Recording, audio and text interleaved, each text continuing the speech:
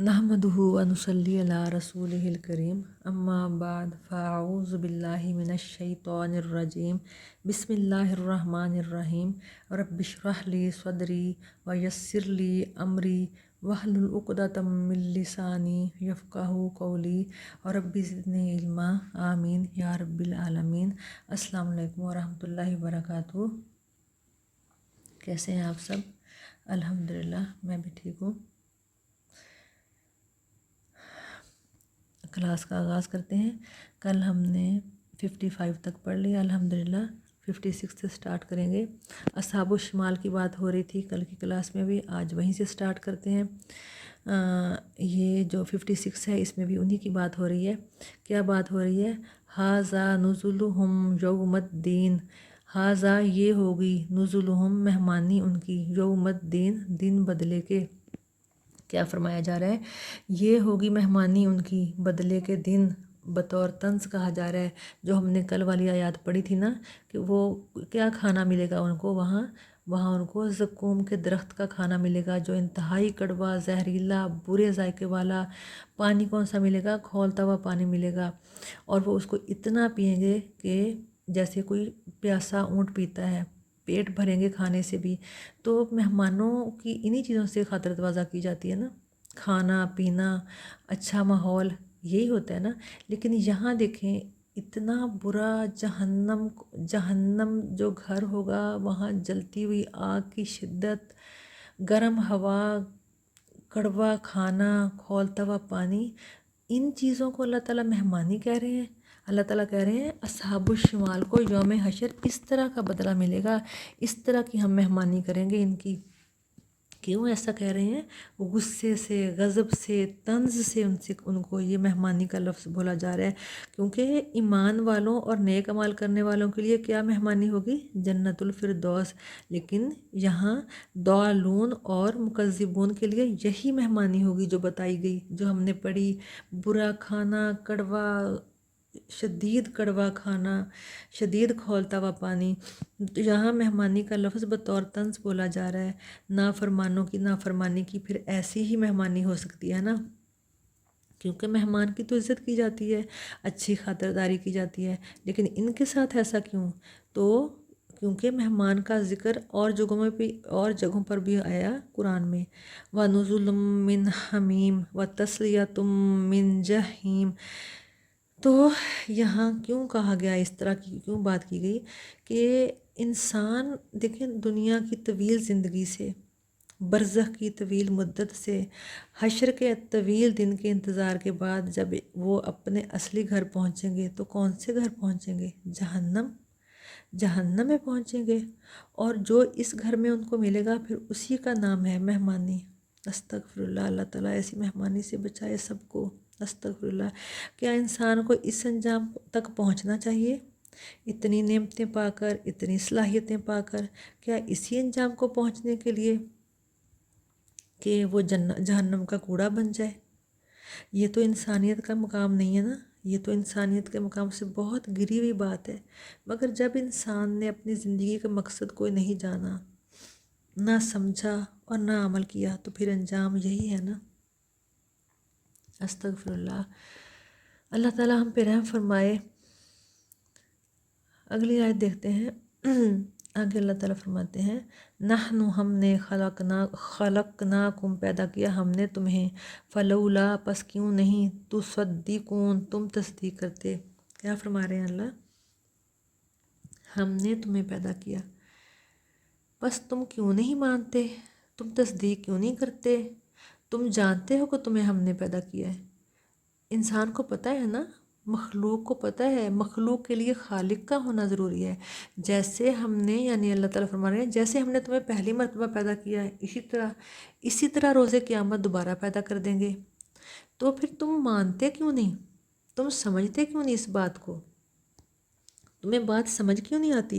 तुम तस्दीक क्यों नहीं करते? दोबारा पैदा होने को, दोबारा ज़िंदा होकर उठने को क्यों नहीं मानते? फिर अल्लाह ताला ने तख्लीक के मरहले बताए। क्या बताए तख्लीक के मरहले? आफराई तुम मा तुम नोन, जैसे कि 58 में फरमाया, کیا بھلا دیکھا تم نے، افرأیتم کیا بھلا دیکھا تم نے، ما جو تم نون منی تم ٹپکاتے ہو، افرأیتم کیا بھلا دیکھا تم نے، کیا مطلب ہے؟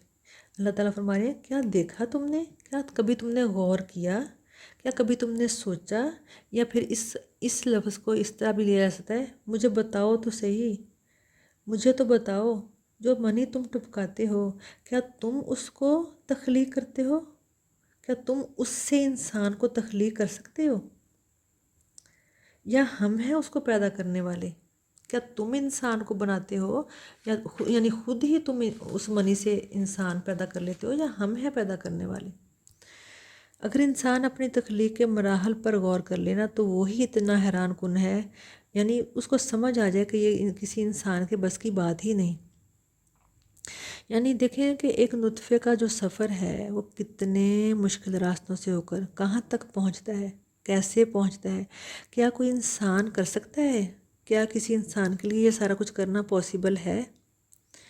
پھر یہی نہیں، پھر یہاں مرحلے دیکھیں، نطفہ بنایا، اس سے علقہ بنایا، اس سے پھر مدغہ بنایا، پھر اسے عظام پیدا کیں، اور پھر عظام پر لحم چڑھایا یعنی گوشت، ہڈیاں اور اس کے اوپر گوشت۔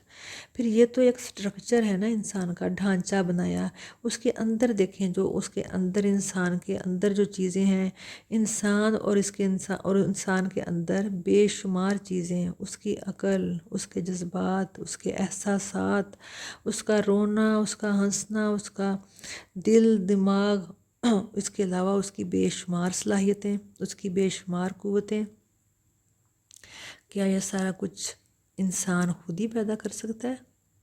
وہ جو ایک نطفے سے آغاز ہوتا ہے، تو کیا انسان قادر ہے کہ وہ اس ایک نطفے سے وہ جیتا جاگتا انسان پیدا کر دے، اور اس میں اتنا کچھ ہو، بظاہر بھی اور اندرونی طور پہ بھی؟ کیا کوئی انسان کے بس کی بات ہے یہ سارا کچھ کرنا؟ کیا اس ماں کے پیٹ میں اندھیری کوٹری میں تم اسے بناتے ہو، یا ہم ہیں اس کے خالق؟ جیسا کہ اگلی آیت میں اللہ تعالیٰ نے فرما دیا اسی بات کے آگے، انتم کیا تم تخلقونہ ہو، تم پیدا کرتے ہو اسے، ام یا نحن ہم ہیں الخالقون پیدا کرنے والے؟ کیا فرما رہے ہیں اللہ تعالیٰ، کیا تم پیدا کرتے ہو اسے، یا ہم ہیں اسے پیدا کرنے والے؟ یہ جو تم نے منی ٹپکائی، پھر اسے ایک جیتا جاگتا انسان پیدا ہوا تو کیا تم نے اسے ایسا کر دیا، کیا تم نے پیدا کر دیا؟ نہیں نا، تمہیں سمجھ ہے نا اس بات کی کہ تم نہیں پیدا کر سکتے۔ تو پھر انسان کو چاہیے نا، دیکھے تو صحیح کس نے پیدا کیا، انسان دیکھے تو صحیح اس کو کس نے پیدا کیا اور کیسے پیدا کیا،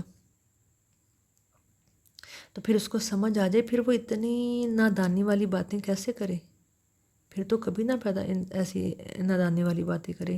انسان کی تخلیق، پھر اعادہ تخلیق کی بات کی گئی ہے نا اس آیت میں، سوالیہ انداز ہے، تو جواب تو دینا ہوتا ہے نا اللہ کے سوالات کا، اللہ کے اس سوال کا جواب کیسے دینا ہے ہم نے، اور جو آگے سوالات آئیں گے ان کا کیسے جواب دینا ہے، جہاں اللہ تعالیٰ پوچھیں گے کیا تم نے ایسا کیا یا ہم ہیں ایسا کرنے والے، کیا تم نے پیدا کیا یا ہم ہیں پیدا کرنے والے، تو ہم نے کیا جواب دینا ہے؟ بے شک اے اللہ تعالیٰ، اے ہمارے رب، آپ ہی ہیں پیدا کرنے والے، بل انت یا ربنا، بل انت یا ربنا، بلکہ انت آپ ہی ہیں، یا ربنا آپ ہی ہیں، اے ہمارے رب، آپ ہی ہیں پیدا کرنے والے، بے شک آپ ہی پیدا کرنے والے ہیں۔ تو یہ کتنا اہم سوال ہے جو اللہ تعالیٰ نے کیا، کیا مقصد ہے اس سوال کرنے کا؟ انسان کو سے پوچھنے کا کیا اللہ تعالیٰ نہیں جانتے؟ اللہ تعالیٰ تو سب جانتے ہیں، پھر انسان سے کیوں پوچھی یہ بات؟ تاکہ اس کو یاد دلائی جائے، اگر وہ بھول گیا ہے تو اس کو یاد دلایا جائے کہ کوئی بھی مخلوق خود سے پیدا نہیں ہوتی، اس کو پیدا کرنے کے لیے کوئی خالق کا ہونا ضروری ہے۔ اگلی آیت میں اللہ تعالیٰ فرماتے ہیں، نحن ہم نے قدرنا مقدر کیا ہم نے، بینکم درمیان تمہارے، الموت موت کو، وما اور نہیں ہے، نحن ہم بمسبوقین عاجز۔ یہاں کیا فرما رہے ہیں اللہ تعالیٰ، جس طرح تمہاری تخلیق پر ہم قادر ہیں، جس طرح ہم نے تمہیں پیدا کیا، اسی طرح تمہاری موت پر بھی ہم قادر ہیں، نہ تم اپنی مرضی سے آئے نہ تم اپنی مرضی سے جا سکتے ہو۔ یہاں جو لفظ ہے نا قدر نہ، یہ قدر سے ہے، اس کا مطلب ہے اندازہ کرنا، ٹھہرانا، وقت مقرر کرنا، کہ ہم نے تمہاری موت کا ایک وقت مقرر کر دیا۔ تمہاری موت کا وقت بھی ہم نے ہی مقرر کیا، جس میں کوئی کمی بیشی نہیں کر سکتا، اس کو کوئی آگے پیچھے نہیں کر سکتا، اس سے کوئی بھاگ نہیں سکتا، اس موت کو کوئی ٹال نہیں سکتا۔ کلو نفس ذائقۃ الموت، ہر نفس کو موت کا ذائقہ چکھنا ہی چکھنا ہے۔ کتنے انبیاء، کتنے رسول، کتنے اولیاء، کیا کوئی بھی موت سے بچ پایا؟ نہیں نا، سب کو موت آئی نا، سب کو موت آئی۔